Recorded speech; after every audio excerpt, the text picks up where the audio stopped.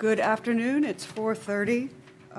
It's Wednesday, February 4th, and it says 6:30 p.m. No, that's not right. Anyway, it is 4:30. We are here as members of the Planning Board for a public hearing on proposed ordinance changes. Most of them, all of them, are not substantive. They are just corrections, deletions, reorganizations. So I'm calling this meeting to order. And do we need to do a Pledge of Allegiance? What do you think? I've got it. It's funny. I've got it on my I've got it on my agenda for a public here. hearing as opposed to we're not taking any official action. No, and it's funny because the public hearing says it's 6:30. That's why I got a little like. I was very confused by Okay. that. Yeah, I had it on I had on my calendar. I was like, what's happening here? All right, so we'll open this meeting up. We will dispense with the pledge for tonight since we're not taking any votes. But even so, I'd like to start with Heather and have people introduce themselves. Heather Allen. Courtney Snellings. Amy Heibel. Dan Hobeck. All right. And I'm Margaret McIntyre, the town planner. Thank you. Okay, so this is on Zoom, and it'll also be available for review at some later time on Harpswell Public TV. So I'd like to just start out by asking, I'm just going to turn it right over to Margaret, who put these together for us. This is our public hearing. These will be presented to the public again at town meeting and voted on at town meeting. So we won't be taking any votes here. The town has to approve of these as part of the public process. So Margaret will explain what we're doing. Sure. So starting with the first one on the agenda is the definitions addendum. Okay. So this amendment essentially reverses an unintended impact from the ordinance amendment we did last year. So this really is going to get in the weeds. But last year, in the shoreline zoning ordinance, it used to have this language about the minimum, about freshwater wetlands being 10 or more contiguous acres. But we took that out of shoreline zoning and put it in the definition, which is a more logical place for it to be. But what that did by putting that regulation in definitions, it impacted how you view a freshwater wetland in the subdivision ordinance. So previously, in the subdivision ordinance, you had to have a setback from any freshwater wetland. And then when we put this 10 or more contiguous acres, then all of a sudden, it had to be a big wetland to be mapped in the subdivision plan. So all this is doing is fixing that. So the way that Margaret explained it to me, because I asked her about this too, in the subdivision ordinance, there are setback requirements, but any wetland has to be mapped in a subdivision application.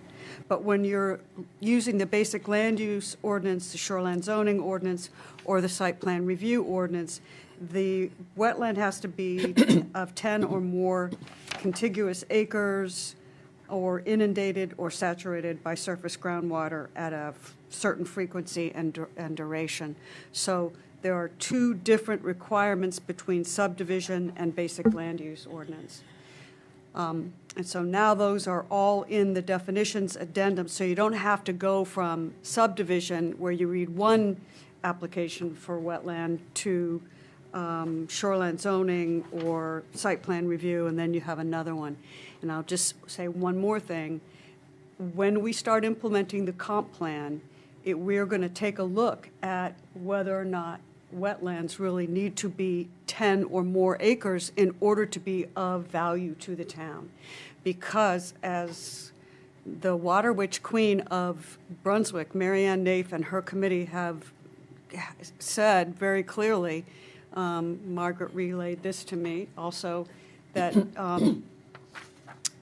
wetlands are recharge organisms for groundwater. So the greater degree that we protect smaller wetlands that may not meet the state requirement for concern may be of great concern to us in town, and we need to take a look at them. So that's the first one. So, building on what Amy said, to clarify, freshwater wetlands are only regulated under shoreline zoning if they meet this definition. So they have to be that 10 or more contiguous acres. They can't be a forested wetland. So, like Amy said, when we do this, when we do the comp plan, or anytime that, if it's in agreement with the comp plan, a town can regulate any wetland they want under shoreline zoning. You can regulate anything, but we can shoreline zone a smaller wetland, a forested wetland. We could shoreline zone vernal pools, but that would be terrible. Terrible to regulate because they're hard to enforce. But this is just kind of the stock language out of Chapter 1000, which is the municipal shoreline zoning guidelines. Thank you, Margaret. And we can be more restrictive in our ordinances. We sure If can. we so choose to, eventually, we could look at Yeah, that. we can propose that at town meeting, but I think we'll have a lot of, we've talked about this before, we have a lot of discussion to make with people who have property with a wetland on it, in order to make sure that there's support community-wide for regulating wetlands more than we do in order to protect groundwater. And there are other benefits as well, but we'll have some work to do on that one. Margaret, do you want to just go through all of these and then open the public hearing, or do you want to open the public hearing for I mean, we might each as well open it up to Anne, our only Yeah, okay. our only commenter, because this is the only it's the one only that she one. wanted to talk Okay. about. All right. Yeah. Will you go to the podium and, sorry. To bring you the microphone? No, I really only have one comment on, and it's basically wordsmithing. That was a good explanation of the confusion and why this is being presented again. But if you read this quickly, what I would suggest, if you go along, it's a big, long sentence. When this term is found, blah, blah, blah, blah, blah. It goes then to bogs and similar areas other than forested wetlands which are inundated. Now, that term which is confusing to me because I don't know if it refers to forested wetlands or the marshes and bogs area. And I think it can be read both ways. What I would suggest is simply taking out that forested wetlands bit, and at the very end, making a very simple sentence saying this does not refer to forested wetlands. Oh, good. And then there'd be no confusion about that which and which it refers to. Good point. Anyway, that was my only issue. Well, that was worth your coming. And I would also encourage mightily protecting every wetland we can possibly protect Yeah. because of the reasons that have already been presented. Thank you. Thank you very much, Anne. I do think that, well water and water supply and water quantity and quality is such a big issue, and people love to talk about it here, that I feel like it could be a great motivator to, Mary Ann and I talk about this a lot, like what value, when you regulate people's property, what value are they going to get from the regulation? And this is a great example. Yeah. 10 acres is a lot of area. Yeah. And there, I can tell you that there are places on the map that are zoned resource protection on our official shoreline zoning map that no longer meet this definition, and so they're no longer shoreline zoned regulated wetlands because they're 10 acres, but they're forested. So Is there a reason why it's 10 acres as opposed to 5 acres? it's just the mandatory, it's the minimum. I think the state, when they wrote this law, the DEP was really trying to not take people's property. They were very cognizant of making sure that they could really defend the limitations that were imposed. But you could either, like, in this scenario, when you shoreland zone a freshwater wetland that meets this definition, it kicks it into resource protection, which is really, really limited. But a town could have a different zone. You could regulate a smaller wetland and not impose the strict restrictions of resource protection. Maybe you just have setbacks from a wetland, but you don't prohibit building like resource protection does. There's things you can do. So forested wetlands. Yeah. Another thing that needs a definition, and maybe, as you suggest. Yeah, I think. There has to be some value, you know? Yeah, and the key one of the keys would be not filling them. Because if they're not regulated and you fill them, you've just lost all kinds of filtration Yeah. for drinking Right, water. right. And Well, we've and seen that. stormwater management too, and Stormwater runoff, management, and yeah. erosion control. Yeah. Yeah. That's a great I suggestion. pass one of those every single day, all filled in, Yep. which is a travesty. Yeah. Thank you very much. Thank you. Knows what I'm Yeah, talking Yeah, I thank you. sure do. about. Okay. Take care, thank you. Thank you. Thank you. I had a question on the back, which I said to Dan, because it's the lawyerly language, but apparently shall is as strong as must.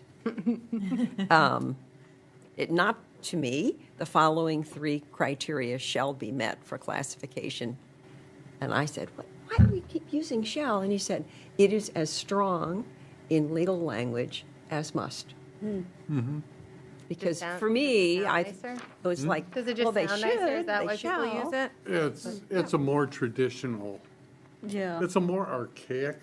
Yeah. I liked the must because that makes it pretty clear. These must be met. So what's the difference of saying shall?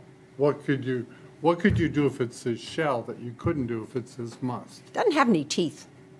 Shall has no teeth. It's more English sounding. How does must have teeth? I don't know. Okay. That's why Yeah. I asked. I mean, if I were a member of the public looking at this, shall sounds like I get a little wiggle room.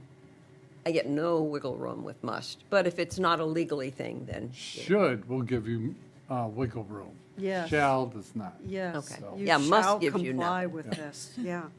anyway, Okay. just bringing that up. Okay. All right. Thank you. So what do you think of the recommendation about clarifying the forested wetlands thing? I think it's I think all of it's clear as mud sort of thing, Okay. you know? So do you want to leave it the way it is?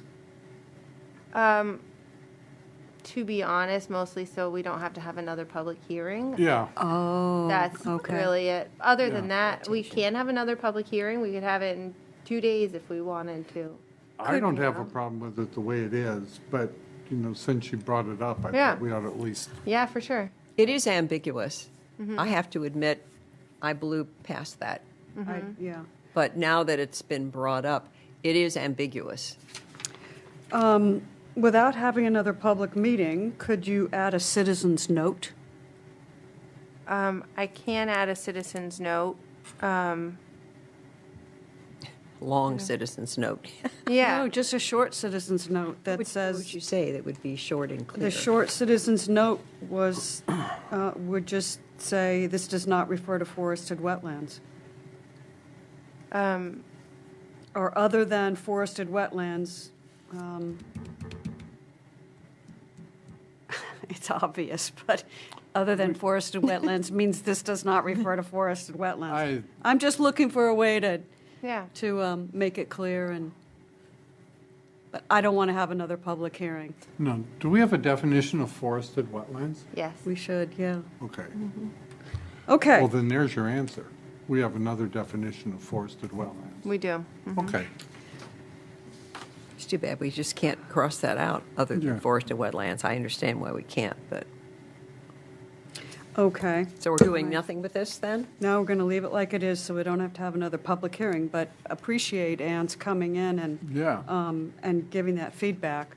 We going to give up on a citizen's note?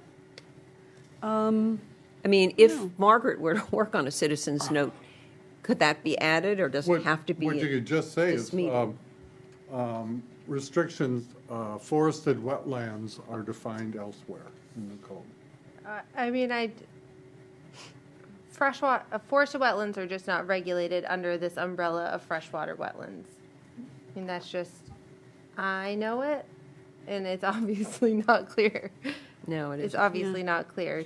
Well, you could put citizens note, forested wetlands are regulated under section blah, blah, blah. I That think would that do would, it. I think that would do the trick. I think. All right. Thank you. And that doesn't need another public hearing. No, No, because it's not officially part of the ordinance. Thank you. Great. Okay, good. we expect that you're the one who knows all the ordinances. I'll tell you, understanding how freshwater wetlands are regulated is really hard because it's not intuitive to understand like that there are shoreline zoned wetlands and not shoreline zoned wetlands. And some get regulation on the municipal level and some get regulated on the state level. Yeah. It's not, and then there's streams and vernal pools, and it's just, it took me a really long time to understand, especially in Harpswell, because we spend so much time talking about the coastal wetland. Right. And that's really obvious. But, yeah. Okay. All right, thank you. Okay, now we'll move on to site plan review ordinance. And Margaret will clarify for us what that's all about. It's, again, no changes to the authority of the staff review committee are proposed, and the amendment will be more user-friendly. So the original one was just a big, long paragraph, and it was really ambiguous because it said, amendments to approved site plans for structures of less than 1,000 square feet shall be reviewed, but it doesn't, shall be reviewed by the staff review committee. So that's what it originally said, but it was really ambiguous if the amendment was less than 1,000 square feet or the existing structure was less than 1,000 square feet. So this, I feel like, does a good job of explaining that it kind of lays out better the regulations and the procedure. Thank you. I thought so Okay. too. My note says, thanks for replacing 16.5 with something readable. Yeah. The old one, it's just like, Oh, it, fine. it just was really hard to understand what it was it trying to say. Oh, thank you. Yeah, Yeah. It was trying to do too many things in one paragraph. yeah. Yeah. Probably all one sentence, in fact. Okay, so that's site plan review ordinance. And again, all of these proposed changes are available for review on the website, or you can contact Margaret at the town office to get further information. The next one is the definitions addendum. And again, that was to fix unintended consequences of amending the definitions addendum and the shoreline zoning ordinance in 2025. What do you So- have over there? Oh, we Did are. we do that right up Yeah. front? Oh, I'm looking from your, Yeah, I don't know why I didn't do those in the okay. same order. Okay, so next, we're on basic land use ordinance. All right. So this is just regarding the Board of Appeals Authority, and it's updating the outdated language that is currently in the ordinance. So go for it, Margaret. So this was based on a recommendation by a municipal attorney last year, and she basically said, your existing ordinance is not really in line with state statute. So we worked with our attorney, our town attorney's office, and the chair of the Board of Appeals to craft language that is more in line with state statute, less confusing, but still maintains a lot of the authority that the Board of Appeals has now. Yeah, so I don't know. I don't know how much in the weeds we want to get with this. But it really is just kind of reworking it, taking out the language that you can appeal the assessor's decision, because the assessor doesn't make decisions under the land use ordinances. It takes out a lot of the conversation about the local plumbing inspector, because that is all in state law. So, if you want to figure out what the authority to appeal an LPI decision is, you look at the state law and not at our ordinance. So, Okay. Thank you. Okay, and then the last, What- sorry. oh, One thing that's really interesting about this is that an appeal from a planning board decision has different rules than an appeal from a code enforcement officer. Because there's language in there, that de novo language. Yeah, what, I De novo means you start from be square new, one. like novo, like new, Right. yeah, You mean I circled that and put a question you are mark. acting, de novo means that you are just starting from square one and you're not relying on anything else. It's a completely independent review. So if they're reviewing something that a code enforcement officer has determined, they're starting from square one and looking at it fresh. The- that You lang- mean appeals would be? Appeals, Okay. yeah. However, that language does not appear with the planning board.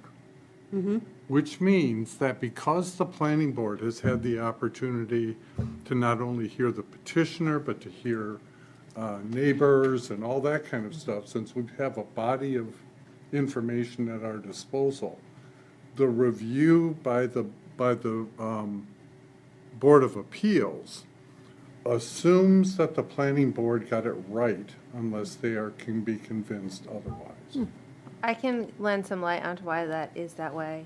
So, the attorney recommended that both planning board and code office decisions be de novo. But the Board of Appeals specifically likes, from what I understand, they like that planning board is an appellate appeal because the planning board's decisions are a lot more technical. And the Board of Appeals doesn't have the same expertise on all the same items. So they wanted to just make it appellate. So when you appeal to a planning board decision, you're appealing one specific thing that you think they got wrong. Where when you appeal a code officer decision, they're looking at the whole The entire application, application, and they yeah. can throw it out for a totally different reason than what you originally applied for. Yeah. That's, Yeah, so, but Yeah. the Board of Appeals is a lot more comfortable given their role and the Yeah. planning board's review just to do it on an appellate basis.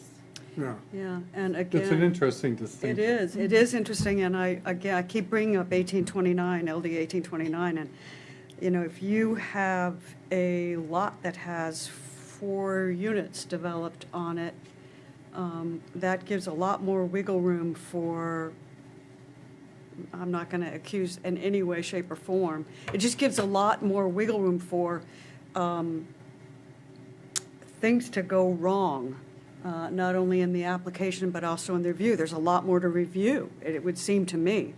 I don't know how that's going to play out, but it's going to be interesting, Yeah. because you're essentially approving, stuff that the planning board used to approve. Right. It Yeah. used to get reviewed by the planning board and used to have public input and public review and transparency, and now you're not going to. And it could be very interesting. So one thing that is maintained in this version of the 14.2 is that the Board of Appeals has the ability to waive this 40-day appeal window, which I think speaks to that too. If you don't know that your neighbor's doing a project and you come back for the summer and there is no notice that your neighbor's doing a project, if it doesn't go to planning board, the notice is that you're supposed to hang up your building permit within 2 days of receiving it. And that notifies all the neighbors that this project's going on, and that's how it's written in the ordinance. So it was important to Ned, that the chair of the Board of Appeals, that this good cause regulation stayed in there, because it allows people to appeal right to the Board of Appeals instead of taking their Yeah. appeal to court. That's Yeah, interesting. it's a little Yeah. more, I Yeah. feel like, A little small cleaner. town and neighborly. Yeah. Oh, thank you, Margaret. Yeah. All right, the next one I think is an important one, and that's floodplain management ordinance. And we've been through this before, but Margaret, go ahead and summarize for us. So this is a really in the weeds ordinance amendment, and it was discovered. This was discovered last year when I was reviewing the floodplain application for Lynette Shepherd, who went through the planning board to get a new commercial dock with a bait house. Right. This section, our coastal flood, this conditional use section allows you to build bait houses, fish shacks, whatever, and allows you an exemption from the elevation requirement. But VIM and VIN give you additional regulations that contradict the exemption out of the elevation requirement. And last year, when I was reviewing it, I sent it to the applicant, who was not very pleased that I said, you know, your project has to meet these standards, and it doesn't. And so we got this Sue Baker from the Maine floodplain program. I don't know what the acronym is. We got her involved, and she said we should strike those two items. And she said, strike it for Lynette's application, and when you get a chance, amend your ordinance to take those out. Great. That's what we're doing. Okay. Good. It's Good. just, it's, yeah, Right, thank you. contradictory. Thank you. All right. Any members of the public who want to say anything, either on Zoom or otherwise? Nobody's on Zoom. Nobody's on Zoom, okay? Nobody is here in the room. Any other Questions? comments? Okay. I will Margaret has say before you get done that there will, obviously next year, there'll be a lot more ordinance amendments Yeah. for town meeting. Right. You know, we have 1829 that we have to implement by June or July of 2027. Yeah. The state has given we can apply for grant funding to hire a consultant to work to write that ordinance language, which is cool. But it seems like a lot of work just to write, you know, seems like a lot of additional work for all the municipalities. Yeah. And then we'll have the comp plan implementation, hopefully, so there'll be more coming. Good. Yeah. That's why I called it an unfunded mandate. But hopefully, if we can really have some good discussion around it, it will be more productive. Will we be learning what changes were made to the comp plan at some point that would necessitate ordinance changes? That's a You mean good how, one. which ordinances that will? Right, The right. state I said, mean, yeah. I know what the initial comp plan was, but I know there were a lot of comments, right, made by the state. Oh. And did we have to, I don't know, when they make a comment, do we then have to, I'm just going to seize on growth areas just because that comes to mind, that we didn't have it and they wanted it, and maybe they said something about it. Does that change anything? I mean, They just wanted us, and Margaret can explain this better than I can, that they just wanted us to make it more clear, number one, that we did not have any growth areas, and number two, explain why we didn't have any growth areas. We had sent them a letter explaining that we didn't and why, and they agreed that we didn't need to have growth areas, but they just thought it needed to be threaded more cohesively In and the comp plan coherently itself. throughout Yeah. the plan. Okay. And It so, wasn't that we didn't tell them. yeah, It's just they didn't, it wasn't Yeah, I was a little incorporated confused. enough Wasn't into part the of comp it, plan. yeah. Right. No, I just picked that off the top of my head because I knew that was a difference, but I also knew there were a lot of other comments that they Yeah. made, but They- nothing had to be, no. The only thing that comes to mind for me that actually was a change is that we inserted language that we're going to have a code officer who we support and is certified by the state, which we already have and we have to have. But that was like one box we needed to check. We checked that box, and the rest of it was like updating data. We updated one map. We inserted this growth area exemption language, and then we changed a bunch of words from like rural to interior, or from directing growth to, I can't even remember, like, we took out the words growth and rural when we weren't specifically talking about growth areas and rural areas, because those are defined words, and so it was just all about clarity, but. Kind of cleanup, really. Yeah. It sort of Yeah. sounds like Yeah, cleanup. it was for consistency and we also added a section on capital improvements, which was. It was already there. Yeah. It just was old. Yeah, So Christy worked on updating the capital improvement section, because it's all supposed to tie together. Like, when you have a growth area, you want to have a capital improvement plan that supports where you're directing the growth and what work you need to do to put the growth there. Yeah. And so it's all about having everything tied together. But Sorry, we I don't didn't have that. mean to spend so much time on it. I was No. just wondering no, whether but, that was going to lead to a plethora of yeah, ordinances. And ordinance all of that's on the changes. website if anybody wants to read it. Yeah. The changes, the new comp plan, they're also at the Oars Island Library, the Cundy's Harbor Library, and the Curtis Memorial Library, and here in the town office. and I've already seen an instance with Margaret where Margaret made the comment accurately that an idea that was proposed during a discussion, and I can't remember even what it was. It was last night. You might remember it more than I do. After the comp plan meeting, it has to be in the comp plan. It has to be consistent with the comp plan. So whatever we do, Yeah, I think any Margaret's ordinance got that. amendments, now that we have a comp plan, we have to, any changes that we make land use wise have to be in compliance with what's put in the comp plan. It's our vision. yeah. So we have a good new barometer against which to measure ideas. Yeah.